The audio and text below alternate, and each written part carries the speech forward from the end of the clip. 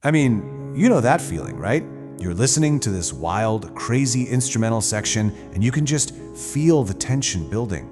It's almost like you can hear a character panicking, or some huge idea is just exploding into existence, and you're sitting there thinking, how in the world are they doing that? It honestly feels like some kind of magic. But here's the thing, it's not magic, not at all. It's actually a hidden mathematical code. For a band like Dream Theater, this is a super deliberate, systematic process that's designed to guide your emotions from one moment to the next. And trust me, once you see how it works, you're gonna start hearing it everywhere. You know, we usually think of music and math as being on completely opposite ends of the spectrum, right? One is all about feeling, the other is all about logic. But what if I told you that some of the most intense, emotional moments in music are actually built on a mathematical blueprint? To really get how that works, we first need to talk about something our brains just love: the loop. Yeah, that right there. In most of the music we hear every day, there's this comfortable, predictable pulse. It's often called the standard groove. It's that steady beat that gets your head nodding or your foot tapping. It's built on repetition, counting to 4 over and over and over. And it feels good precisely because it's stable. It never really changes. But what happens when musicians decide that's just not enough? What if, instead of just repeating a cozy rhythm, they decided to build one, piece by piece, right in front of your ears? What if they used rhythm to create real tension and suspense?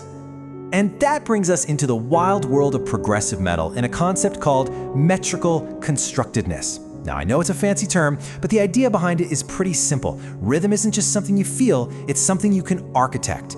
Bands like Dream Theater are absolute masters of this. They treat time not like a river you just float down, but as a set of raw materials to build incredible structures with. Okay, I know, that's a mouthful. But don't let the technical jargon scare you off. To really understand how they do this, we're gonna look at their main blueprint, and we're gonna make it super simple. Just think about it like we're stacking blocks. So this blueprint is called the ABAC Additive Metrical Process. Let's build it together, okay? First, you lay down block A. This is your base musical idea, your statement. Simple enough. Next, you add block B, the departure. And B has one crucial rule. It has to be longer than A. This creates a tiny bit of tension. You feel things starting to expand. Then you bring back A, the restatement. Ah, this feels familiar. It feels like we're coming home, like the loop is about to close. But then, bam, they hit you with C, the conclusion, which is the longest block of them all, completely shattering that expectation of a simple repeat. And you can see the simple math behind that tension right here. C is always bigger than B, and B is always bigger than A. This isn't random noodling, it's a deliberate, gradual expansion. It guarantees that the music feels like it's constantly growing and unfolding instead of just spinning in circles. So you might be asking, why would a band go to all this trouble?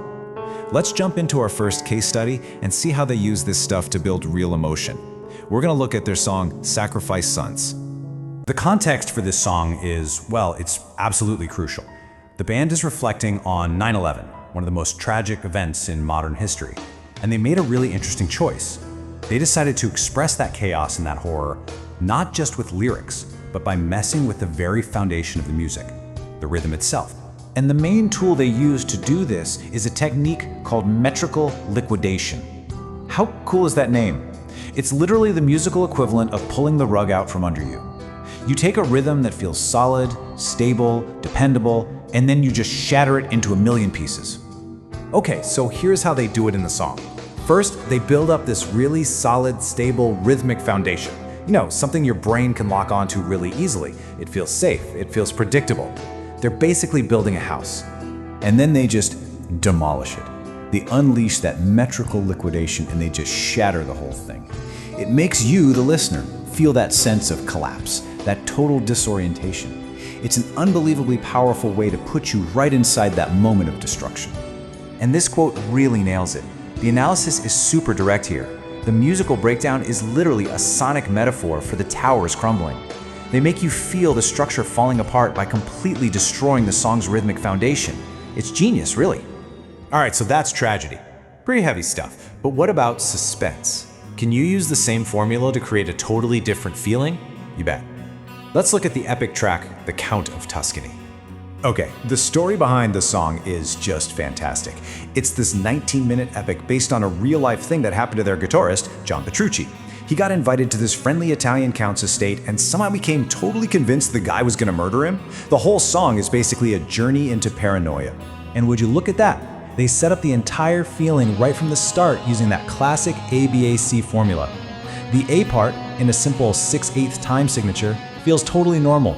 That's the innocent meeting. But then the B part expands to 9/8, and it just stretches things out, makes it feel a little, weird, a little off. That's the musical equivalent of our narrator starting to notice creepy details. It's a perfect slow burn of rhythmic tension. But of course, they don't stop there. As our narrator's panic starts to really spiral, so does the rhythm. All of a sudden, they hit you with a time signature of 15/16. I mean, seriously, try to even tap your foot to that. It's designed to feel completely frantic and unstable. And just when you think it can't possibly get any crazier, boom, they hit you at 19/16. This right here is the absolute peak of the panic attack. The rhythm is so chaotic on purpose that you genuinely feel like the entire song is about to fly off the rails. And that's the whole point, right? This isn't just them being complex for the sake of being complex. These totally bizarre time signatures are a direct musical translation of the narrator's state of mind. You feel that disorientation, you feel that panic, because the solid rhythmic ground you were standing on has just vanished. All of this brings up a much bigger question though. Why does this kind of music feel so, well, heavy? And I don't just mean loud guitars and distortion. The answer is actually pretty wild, and it has everything to do with what's going on inside our brains. Think about it this way. Most mainstream rock is designed for your body, right? It gives you a nice, steady backbeat that's easy to nod your head to. It's simple. But progressive metal like this, it's designed for your brain. It doesn't give you a beat to follow. It gives you a complex puzzle to deconstruct. It makes you actively work just to figure out what's going on.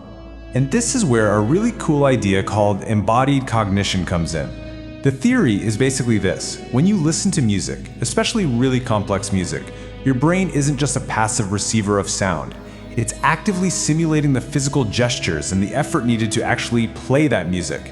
In a way, you're mentally playing along with the band. So that's what heaviness is. It's not just volume. When you hear one of those insane, complex riffs, that feeling of weight and power is your brain processing the sheer physical difficulty and energy it would take to perform it. You feel the music's weight because your brain is simulating all that intense effort. How cool is that? So by turning rhythm into a blueprint, this kind of music challenges you. It's not passive background noise. It asks you to lean in, to engage, to follow the structure, and to work for the reward. And when it finally clicks, the payoff is this deep sense of satisfaction that comes from navigating its complex but ultimately meaningful design. So let's wrap this up. What have we learned? First, that a simple mathematical formula can be a crazy powerful tool for building emotional tension. Second, that rhythm can tell a story just as well as any lyrics can. And finally, that the heaviness you feel in complex music is a very real physical sensation created by your brain. Progressive metal isn't just a collection of songs, it's like a mental architecture for you to explore. Which leaves us with one last thought. We tend to think of math as cold and logic as unemotional, but what if that's all wrong? What if, by structuring time and tension with such deliberate precision, the most emotional thing music can possibly do is a little bit of math?